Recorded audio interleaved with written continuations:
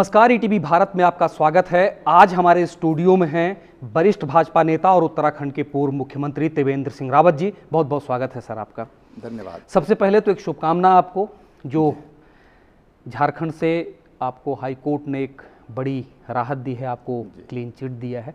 थोड़ा उस पर बता दीजिए सर कि मामला क्या था और किस तरह से ये संज्ञान में आया था, पूरा उसे रचा कैसे गया था। देखिए, पूरा एक षड्यंत्र था ये, क्योंकि मैं उसमें कहीं पार्टी था ही नहीं। एक ज़बरदस्ती एक तथाकथित अपने आप को पत्रकार भी कहते थे, तमाम तरह के अपने लिए वो तमाम सोशल एक्टिविस्ट तमाम तरह की बातें करते थे। तो उन्होंने एक मनगढ़ंत एक आरोप लगा दिया था। यद्यपि उन्होंने हाई कोर्ट में पहले उन्होंने उत्तराखंड हाई कोर्ट में केस डाला था। उत्तराखंड हाई कोर्ट ने उसमें पहले ही उसने कहा भाई इनका क्या मतलब है इससे, जब इनका कोई मतलब ही नहीं है तो आपने किस तरह से इन पर आरोप लगा दिए। तो फिर उन्होंने एफिडेविट दिया हाई कोर्ट को कि मैं सारे अपने आरोप वापस ले रहा हूँ। अब यहाँ से जब उन्होंने मुंह की खाली तो झारखंड कोर्ट में पहुँच गए कि जो एक वहाँ पर किसी सज्जन ने इनके खिलाफ एक मुकदमा डाला था, तो इन्होंने उसमें हमको भी क्लब कर दिया।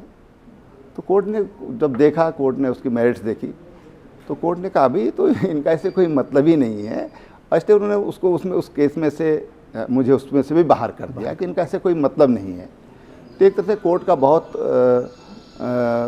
अच्छा ये जजमेंट रहा और जो एक कोर्ट से अपेक्षा की जाती है उस तरह का निर्णय हुआ है।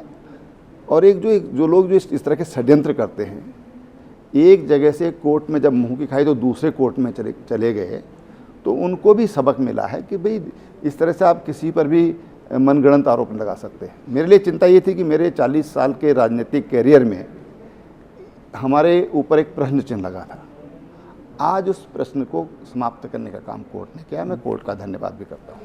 आप लोग राष्ट्रीय कार्यकारिणी की बैठक के लिए आए, तैयारी भी तेलंगाना के लिए बड़ी है, चुनौती भी बड़ी है। केसीआर ने आप लोगों को कहा है कि आए हैं तो कुछ सीख लीजिए। कई दिनों से आप लोग यहाँ प्रवास में हैं, क्या क्या सीखे? देखिए, पार्टी ने तमाम जो हमारे सीनियर लीडर हैं और कुछ मिनिस्टर हैं, जो ये नेशनल एग्जीक्यूटिव हैदराबाद में हुई, उससे 4 दिन पहले कुछ लोगों को यहाँ पर भेजा और कहा कि आप पार्टी वर्कर से मिलिए, उनके साथ बैठिए, उनके साथ विचार विमर्श करिए। और ये तमाम यहाँ पर 4-5 दिन उन लोगों ने यहाँ पर अपना समय लगाया और जनता से भी मिले और जो वर्कर हैं पार्टी के उनसे भी मिले। अब केसीआर क्या कहते हैं, वो एक पॉलिटिकल पार्टी हैं, यहाँ के सीएम हैं, उनको कहने का अधिकार हर किसी को अधिकार है। लेकिन हाँ, इस बार हम ये कह सकते हैं कि तेलंगाना में इस बार बड़ा भारी चेंज होगा। चुनौती भी आपके लिए बहुत भारी है।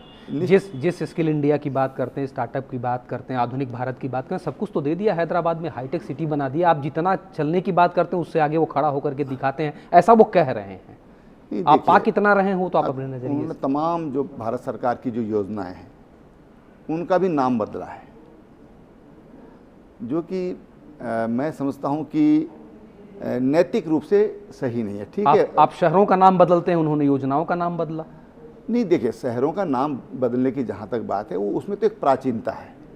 हैदराबाद को भाग्यनगर एक ऐतिहासिक उसके कारण है कि आक्रांताओं ने हमारे जो देश के जो ऐसे हमारे केंद्र थे, जो हमारे आराध्य केंद्र थे, जहाँ हमारे मानबिंदु जो भारत के स्थापित करते थे, उनको भ्रष्ट करने का प्रयास किया। उनके नाम बदले गए, वहाँ पर तोड़ फोड़ की गई, तो उनको एक तरह से उन नामों को पुनर्जीवित किया गया।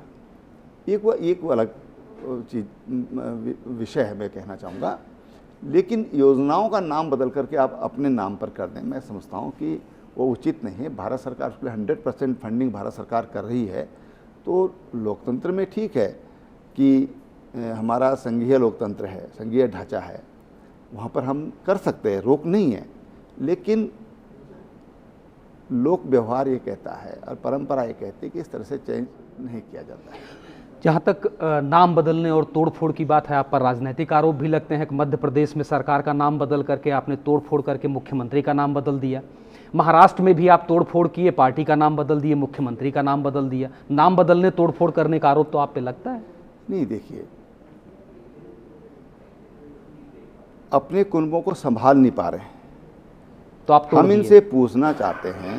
नहीं नहीं, हमने किसी को नहीं तोड़ा।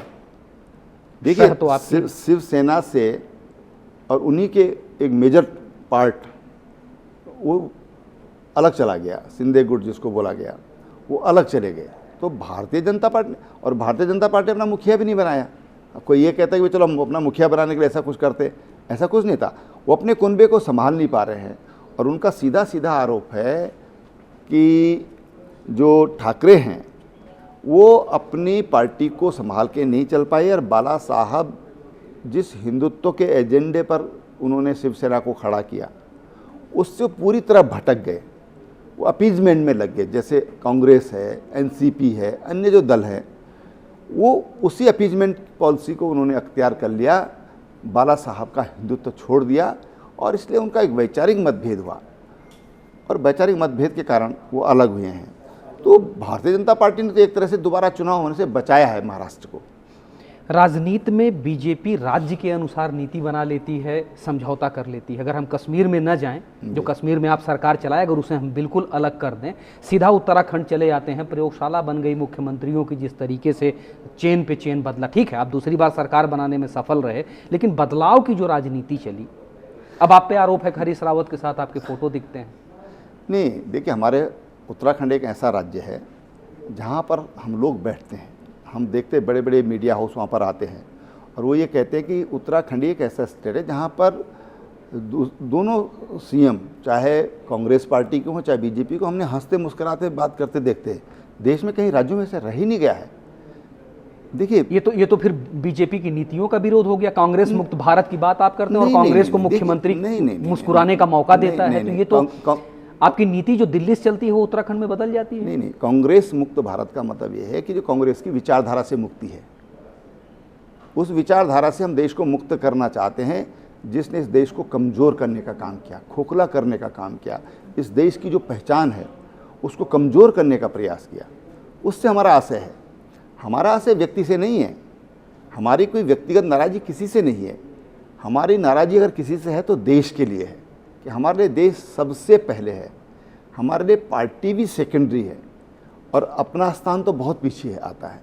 और इसलिए आपसी जो भाईचारा, लोकतंत्र का मतलब ये भी होता है कि हम लोग, भाई आचार्य कृपलानी, श्वेता कृपलानी का क्या था, तो तमाम चीज़ें राजनीति में ऐसी हुई हैं। सर, ये राजनीतिक समीक्षकों का कहना है कि 2018 में आप 3 स्टेट गंवाए, मध्य प्रदेश, राजस्थान, और वो हाथ से निकला। 2019 में झारखंड आपके हाथ से निकल गया, महाराष्ट्र हाथ से निकल गया। तो अब आपकी नीति, भाषा और उसके चयन में ये बदलाव आ गया कि हम कांग्रेस मुक्त भारत नहीं, कांग्रेस नीति मुक्त भारत कर रहे हैं। नहीं नहीं, हमेशा विरोध नीतियों का ही है। पहले भी वही विरोध था, परिवार वाली पार्टी, आज भी वही विरोध, युवराज वाली पार्टी, परिवार का विरोध है। परिवारवाद के हम खिलाफ हैं।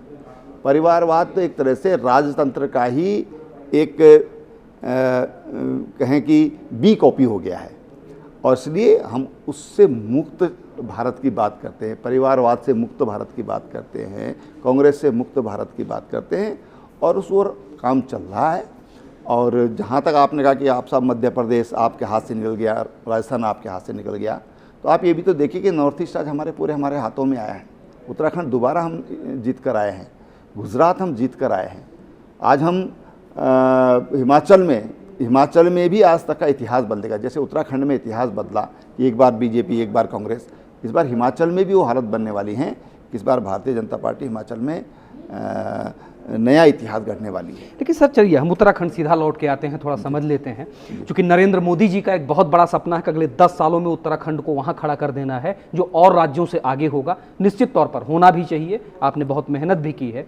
लेकिन अगर एकदम से राजनीति के केंद्र बिंदु में आते हैं तो पहला मुख्यमंत्री कोई नीति बनाता है, दूसरा उससे सहमत नहीं होता है। ये बीजेपी की नीतियों के साथ तय होकर के नहीं होता है, या तय कर दिया जाता है तब किया जाता है? मैं सीधा देवस्थान बोर्ड की बात अगर कर लूँ तो कई बार ऐसा हुआ है कि सरकार ने निर्णय लिया और जनता को हम समझा नहीं पाए।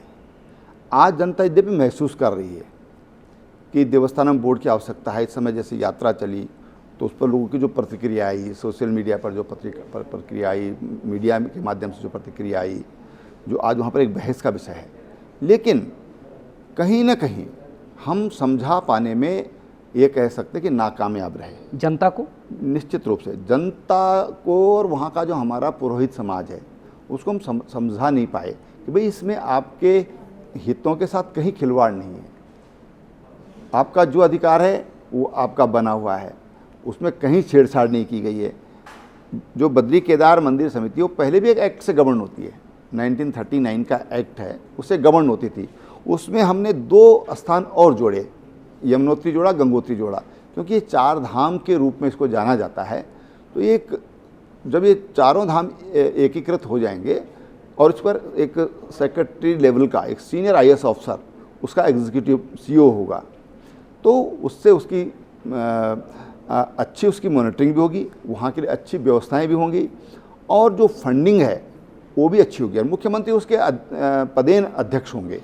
और मुख्यमंत्री ये भी व्यवस्था की गई, क्योंकि आंध्रा में जो तिरुपति देवस्थानम बोर्ड है उसके भी अध्यक्ष मुख्यमंत्री हुआ करते हैं, लेकिन वहाँ पर बीच में सवाल उठा कि साहब हिंदू तीर्थ है और वहाँ पर ईसाई कैसे उसका अध्यक्ष हो सकता है, इस तरह के सवाल उठे हैं। इसलिए हमने कहा कि ये 4 धाम देवस्थानम बोर्ड में हमने उसका भी ख्याल रखा कि उसका जो भी चेयरमैन मुख्यमंत्री होगा और हिंदू ही होगा, ये भी हमने उसमें व्यवस्था करी। लेकिन हम समझा पाने में नाकामयाब रहे, ये मैं स्वीकार करूँगा। चलिए, अगर हम थोड़ा सा राष्ट्रीय परिप्रेक्ष्य में देख लें जी, तो उत्तराखंड में देवस्थानम बोर्ड को आप नहीं समझा पाए, देश को आप अग्निवीर के नाम पे नहीं समझा पा रहे हैं। नहीं, देखिए, अग्निवीर तो वो लोग सड़क पर हैं जो वास्तव में उस कैटेगरी से बाहर हो गए हैं। एक पॉलिटिकल उसको विरोध उसका हो रहा है। नूपुर शर्मा के नाम पे नहीं समझा पा रहे हैं। नहीं, देखिए, नूपुर शर्मा को पूरे देश ने समझा है, और नूपुर शर्मा पर जो प्रतिक्रिया देश की आ रही है वो भी सब देख रहे हैं कि नूपुर शर्मा ने जो कहा उसने उसकी पूरा, अगर हम देखें उसकी जिन सज्जन के साथ वो बहस हो रही थी, नूपुर शर्मा ने उनको कई बार कहा कि भाई हम भी ऐसा कह सकते हैं, हम भी ऐसा कह सकते हैं, जिस तरह से आप ये बातें कह रहे हैं। जब उनकी समझ में नहीं आया तो नूपुर शर्मा ने एक ये कहना चाहिए कि जो हमारे मुस्लिम ग्रंथ हैं उनमें जो चीज़ें उस बात को उसने कहा है। लेकिन नूपुर शर्मा जी ने जो कहा है उसको देश ने अच्छी तरह समझा है। मैं इस बात से सहमत नहीं हूँ कि नूपुर शर्मा के मसले पर नहीं समझा पा रहे हैं। उसको सब लोग, आम आदमी उसको समझता है। बीजेपी की नीति क्या थी इस पर? नहीं, देखिए, बीजेपी की नीति क्या होती है, देखो, किसी के बारे में भी जो हमारे आराध्य हैं और किसी भी धर्म के आराध्य हैं, हम तो सर्वधर्म समभाव में विश्वास करते हैं। इसलिए ये बात सच है कि किसी की भावनाएं अगर आहत होती हैं तो उस बात को नहीं बोलना चाहिए। सर, अंतिम सवाल है, दिल्ली और आपके प्रदेश में जी सचमुच बीजेपी में सब कुछ एक जैसा चल रहा है या गतिरोध अभी भी है? नहीं, ऐसा नहीं है। बीजेपी एकदम एकजुट है। भारतीय जनता पार्टी पूरी एकजुटता के साथ काम कर रही है। सरकार पुष्कर सिंह धामी जी के नेतृत्व में बहुत अच्छा काम कर रही है, क्योंकि अभी सरकार को दोबारा सत्ता में आए कुछ ही दिन हुए हैं अभी, और मैं समझता हूं कि बहुत बेहतर काम ये सरकार करेगी। हमारे युवा मुख्यमंत्री हैं। एक सवाल छोटा से और है, 10 साल वाला टारगेट जो है जरा उसे एक्सप्लेन कर दीजिए। मोदी ने जो 10 साल के लिए रखा है कि उत्तराखंड को 10 साल में पहुंचा देंगे। नहीं, उन्होंने ये कहा है कि अगला जो डिकेड होगा ये उत्तराखंड का होगा।